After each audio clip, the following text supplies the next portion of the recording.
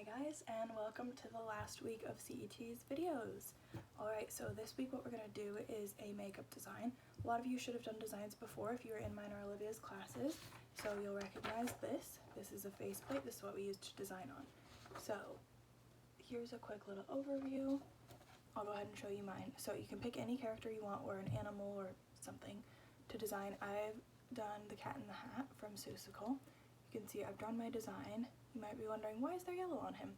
That's white. I've written up here yellow equals white, and I've written my notes. One thing that I would want everybody to remember is to make a little line where the forehead is, because nobody's forehead is this big. That way you can remember really how much space you have to work with. And then I've also done a line for the hat because he's Cat in the Hat. Of course he's gonna have a hat on. And then you can fill in the notes down here. It's all fairly self-explanatory, but yes, I would recommend using something like this.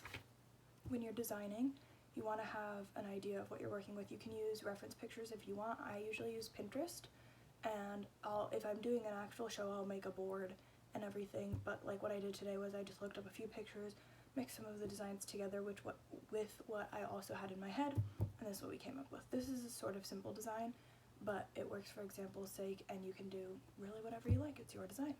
Okay, so you guys know the drill. I've got my base on. The lighting in here is not very good, I apologize, but I've got my base on, got my hair pulled back, and I'm ready to start. I've got all my materials here. I have some triangle sponges, some brushes, and all the colors I'll be needing. So I'm gonna go ahead and start with the white. I like to start with the lightest colors because it's a lot easier to take those off than to take the dark colors off. So I put those very last so that they don't mix too much. So for my design, obviously this will be different for every design you guys do, so we're not going to do too in-depth for me because I don't. If you want to, you can do this, but I would much prefer you guys to do your own design and your own work, not just copying this, because that's a little bit boring. But I'm going to start with white on a bigger round brush. That's just what I like to use. Some people would use a sponge for this, and I'm going to start putting it on this lip area like I've outlined in my design.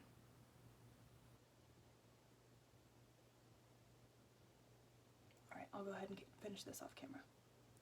Something to be aware of when you're doing your design is think if you're going to have layers of color or colors that could mix but you don't want them to, is to keep your powder and powder in between.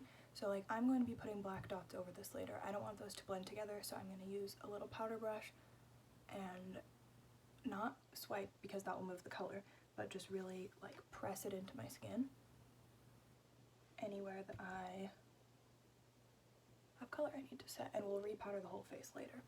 So while I was off camera, I also did some white on the nose for highlight because I'm going to go in with some gray and contour that.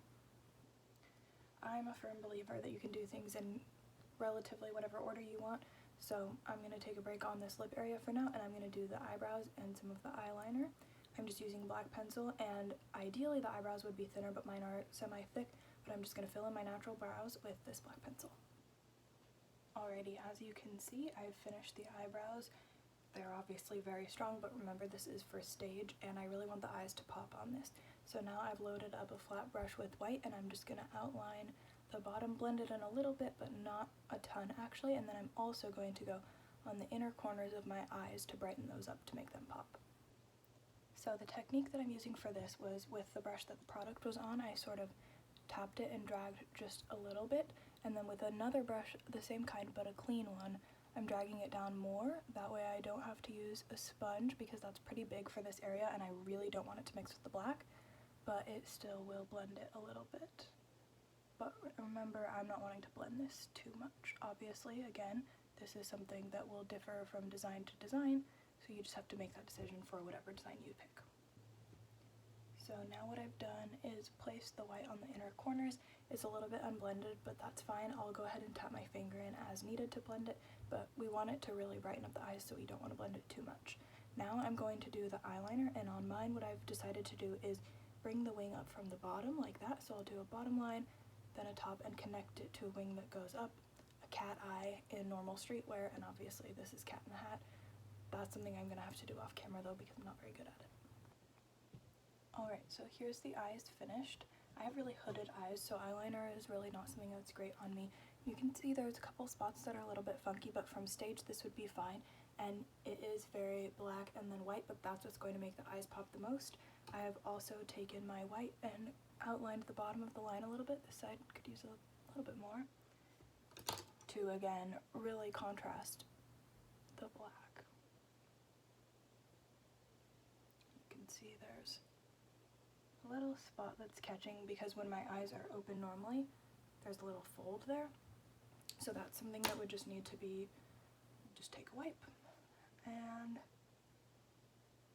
wipe it off and it's fine. And then I would take a black powder, which I don't currently have, but if this were for a show, I would have black powdered over the eyebrows and the eyeliner to keep it really sharp. But that's something you do want to be careful with because the fallout can get under your eyes and then you have little black speckles everywhere. So you gotta be careful with that. But here's the eyes finished for me. I might add things in and fix them in a second, but for now I'm good. So now I'm gonna move on to the nose contour with the gray. This is something I will actually be using my sponge for. I've loaded up the end of it, and I'm going to sort of, in a stamping motion, go down the sides of the bridge of my nose. Gotta use a mirror for this though. Probably a very strange angle.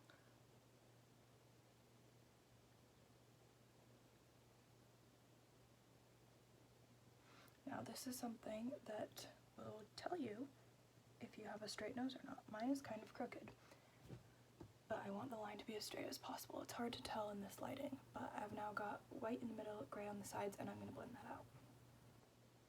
Alright, so after I finished blending the nose, I did the tip of the nose in the black using a flat brush and a stamping motion to create that line all the way around. Then I just dragged it down and filled in all of the rest. Now I'm going to be moving on to sort of the sides of the cheeks and just do some brush strokes with an angled brush in some black. Brush strokes in to mimic kind of a fur pattern. This can be random. I'm going to be doing it in about this area on both sides. Again, just quick brush strokes. If I think about it too much, I will screw it up. So this is just going to be something quick that I'll do. Again, off camera, it's really hard on camera. Okay, so there's what I've got there. You can see they're kind of different lengths.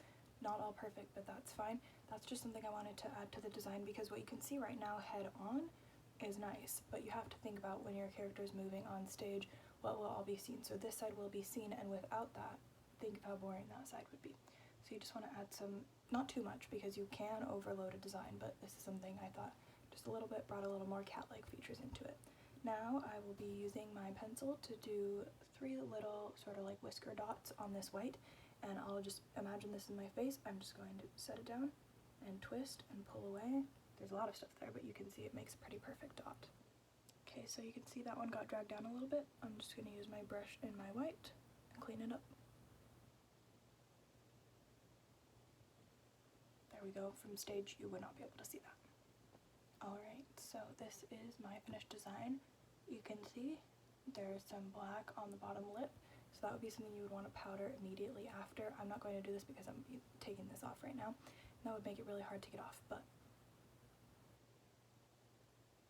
you can see when my mouth is closed, I think I look like the cat in the hat. I've done all of the pieces of my design. I've changed a couple of things along the way. For example, my brows are a little bit stronger than I had originally intended them to be, and that's what you've got to do when you're working with a design, because you may be designing before you know the actor. We do that a lot at CET. We'll start the designs for the shows before auditions have happened and everything's been fully cast, and then you might have to adjust things later. You guys will probably be doing this for your own face or a family member, so that's a little bit different. You know what you're working with there, but just in general, when you're thinking of how you design, that's what you want to do. And what I often do is if I'm making a design and it's for someone else to put on, I'll test it first, and I've written notes before I did this on how I want to do some things, but some things might come up along the way of, oh, you know, maybe hold your brush farther to the end to do these flicks because it allows you to be a little bit more free with them or something like that. You might want to put that on the faceplate, but overall, just draw your design, or if you don't have a faceplate and can't find one like on the internet and print it out, you can just imagine something in your head and do whatever design you've got with the colors you have. If a lot of you guys just have a personal kit, there are lots of things you can do with those colors. Remember, the lip color doesn't have to be always used on the lips. Same thing with the blush. You could do something with a bunch of pink colors like that. There's a lot of different things you can work with, or you can use what you normally have, like regular street makeup eyeshadow and stuff. It can all be done. Ugh. Again, a lot of black on these lips.